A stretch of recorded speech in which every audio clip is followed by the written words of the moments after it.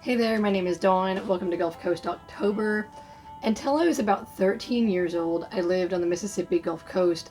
I've lived in Long Beach, Pass Christian, Bay St. Louis, spent a lot of time in Waveland, born in Gulfport. I moved away when I was 13 and I came back again when I was 18. I went to high school in Pass Christian and I graduated. I was voted most talented actually that year, which is weird because I barely graduated. And then as an adult, I lived there for a while, up until Hurricane Katrina, which I was actually 4 months pregnant in the hurricane. So when I was young, something I remember is I grew up on pirate stories, and I have a pirate story for you guys this evening, so we would love it if you would hang out. Huh, Frank? Huh, Frank?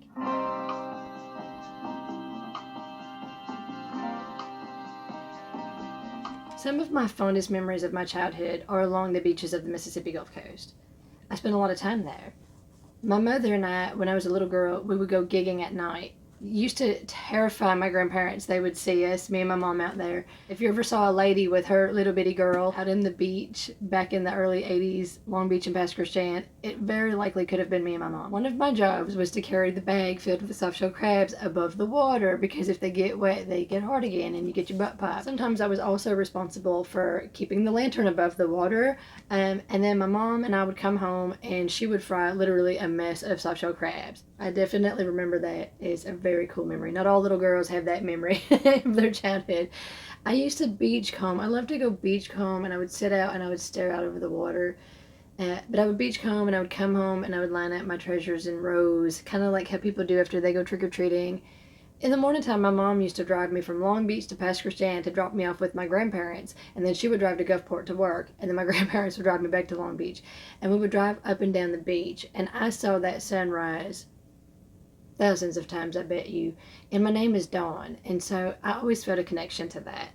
My Papa Tom lived in Waveland, and he was called the Cowboy. He was the tall, gray-headed man. He would ride his bike down Coleman, up and down the beach, picking up trash, talking to everybody. He would also pick up treasures. Before Katrina, his house actually had a mini museum, and I wish I had photos, but unfortunately I do not.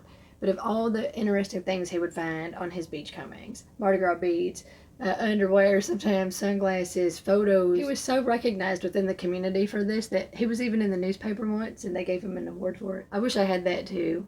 Unfortunately, I don't have any of these things.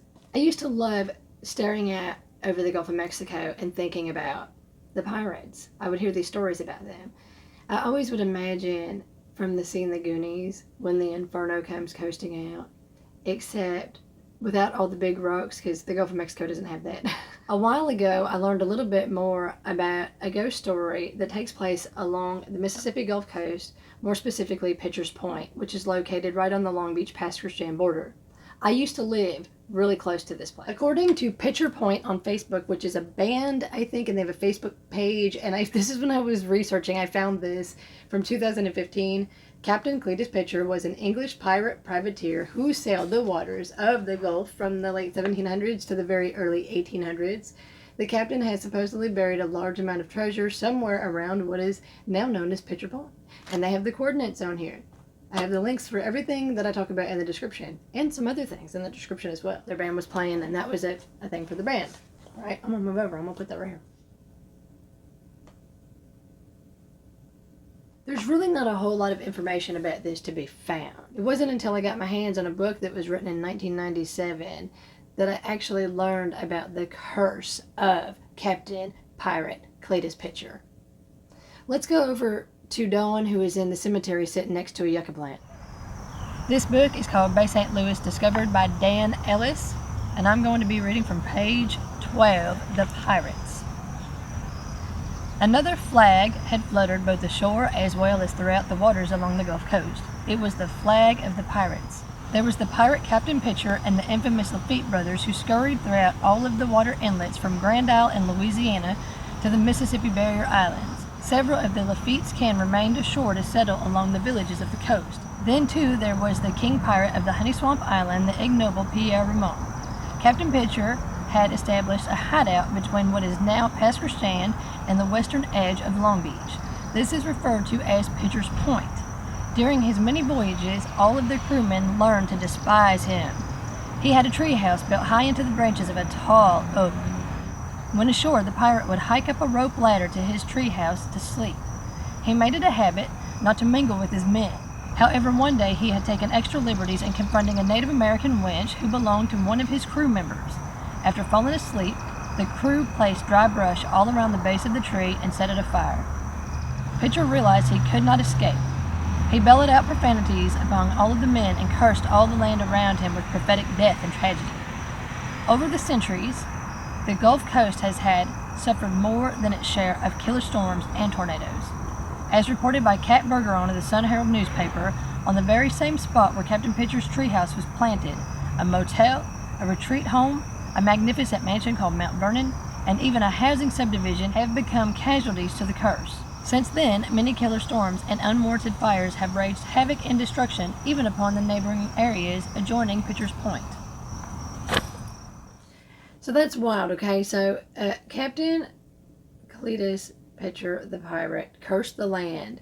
And to this day, there is still these, just barren areas down on the Mississippi Gulf Coast. And of course, the realtors are trying to cash in on it. They're trying to sell it. I'm sure people are like, what is wrong with these people? Do they not understand that this land is absolutely, positively cursed? I believe it, don't you? Now check this out. Now, when I was a little girl, for a while, I lived right here, which was, definitely in bike riding distance to Pitcher's Point. Knowing me, I probably walked there a few times. But I used to live where this little tuff is. There was these condo complexes called Shadows on the Gulf. And they were mowed down in Hurricane Katrina, obviously. When I was a little girl, that's where I lived at. And so my view was something like this, right here. I used to stare out at the water, and I would imagine the pirate ships and mermaids and all kinds of things. So now if we look at this other photo, it's kind of interesting. I got this off a Google map. And you see people out in the field, and I promise you, they're picking blackberries. I used to do that all the time as a little girl, right in that area, in my bare feet, all the way down probably to Pitcher Point area. Those condos there were not there when I was little, and that bare land that you see now had the Shadows on the Gulf condos. Looked totally different. They were built in the 60s or 70s, brown octagon-shaped things. I remember them vividly, though. So in that direction, on the other side of those condos is going to be the road that you would turn into to get up to Pitcher's Point. When I Google this area and I hit the satellite view, it shows this beautiful map. Down here in the bottom left, you see New Orleans. Up in the right, you see Pitcher Point. Okay, so that's how close to New Orleans we were. In Bay St. Louis, that's where I was at during the eye of Hurricane Katrina. And this little map is just like an overview. If you Google, you could see that red area is the road called Pitcher Point. If I zoom out, it shows this area right here, and that's where we're going to go up there via photos. If I'm standing on the beach with my back to Pitcher Point, I'm looking at the Gulf of Mexico.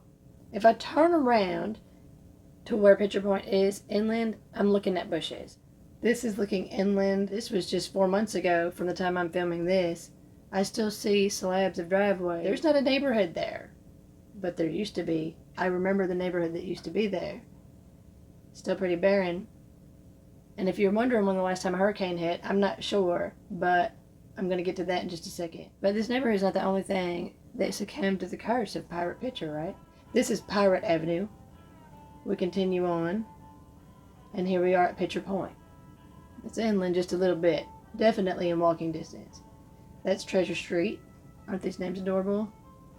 They're adorable, but there's a story behind it, Imagine right here, this tree was somewhere right in this area. And this is Pitcher Point, looking inland further, where you start to see that there are houses, and if you notice, those houses are up high for a reason. Something I found interesting, when I was trying to research, because I wanted to do a video about Captain Cleytus Pitcher. I didn't even know his name was Cleytus until a couple of weeks ago. I just found that out recently. I was searching, trying to find anything I could, and I looked on YouTube, and I found a YouTube video of a realtor trying to sell this land right here. And I'm going to give him all the credit in the world. I'm going to leave a link to these videos, and if you want to contact him about trying to buy you some cursed land, I suggest this might be the man you call. I mean, he went out of his way to make videos that have been listed for years on YouTube. So if you want to buy you a nice, beautiful piece of cursed land that was cursed by the real deal pirate, Captain Cleytus Pitcher, this is your dude right here. This is the area. This is on his YouTube video. I left a link down there for you guys. This is at Pitcher and Treasure. That's the exact place where, when you Google Picture Point, that's where the pin drops. In my imagination, my friend right here was there burning to death. Yeah. But if you want to buy some land there, build a tree house, I reckon. Oh, and this is Hurricane Isaac. This is also a video that I found on YouTube, and I left the link in the description. Hurricane Isaac happened in 2012. That was 6 years after Katrina. Even Isaac, man, that flooded in a way I had never seen. There was a lot of flooding type hurricanes that hit after Katrina, and I don't live there anymore. If you live down there and you have a boat, every time there's a storm, you have to decide if you're going to move your boat, you're going to move your car, you're going to move all this stuff. This is that grassy area that we were just looking at right here. That was 10 years ago, but you know, you just never know. But if you want to buy you some land down there, I suggest you contact Richard, because it looks like he might be the man to contact. I guess, I don't know. These are just things I found off the internet, and I'm trying to make a video. I hope you enjoyed it. This was fun to make. I've been wanting to do this for a really long time, and this is a story I've been hearing about my entire life, but I had a hard time finding the information until I found that book, and it just made me want to learn more about it, and it made me want to share about Captain Cleytus Pitcher, the dirty, dirty pirate that burned alive in that treetop house. You know? Stay golden. My mascot was a pirate. My mascot for Pass Christian High School was a pirate. Pass Christian is a name down on the coast that is mispronounced every time. And it's one of those things, it's so strange. When I left the Mississippi Gulf Coast and I would talk about Pass Christian, Biloxi, Gulfport, DeLille, The Kill, D'Iberville, Gaucher. I'm starting to just think of names like Thibodeau. There's all these names. Dido. It was the strangest thing. People outside of that area would correct me, a local, on how I pronounce these words. But even as a child growing up, when people would come visit the beach, and I would be like, oh, I'm from this town. And they'd say, oh, you mean Biloxi? You mean Gulfport? Oh, you mean Pass Christian? Pass Christian. Gulfport is like, you don't say the L. It's Gulfport. Biloxi is like B''L''Uxi. And while we're on it with mispronounced Southern words, y'all is not a contraction of you and all. It is not y'all. I'm like, how do people not hurt themselves? Like, it is Southern. It's the Mississippi Gulf Coast, especially, apparently, because we're the only ones that know how to damn spell it. Not anymore, though. I see people spelling it wrong all the time now. But we were taught in English class, it's Y-A''L''. It's a contraction of ya and all, because we're like, hey, what you doing? You gonna go to the store? Ya and all. It's y'all. I'm very offended by this, if you can't tell. You're just gonna pop out of my hair and people are gonna have a dang heart attack. Hey there, my name's Dawn. Welcome to Gulf Coast. Oh, Frankie, get your tail. See, it's dark, Frankie. I need help. Can I just give this to you and you can put it in for me? Ow. Ow. Thank you, Frankie. Thank you. I could be a pirate, and you could be my parrot. You could be my parrot. Start giving orders. Tell them what to do, Frankie. Tell them what we're doing today. What are we doing today? I made a bridge for you. Did you see it? When I was 13, and then I can't. Frankie. I moved away when I was 13. Yeah. Say do do do do do.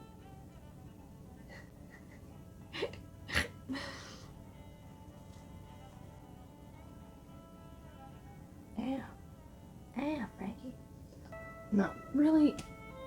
I'm telling you, Captain Pitcher right now is like here and he's messing everything up. I was completely prepared and everything is going. Look, Captain Pitcher, nobody even knows who you are. This way you can be famous. Quit messing with my thing. Thanks for hanging that.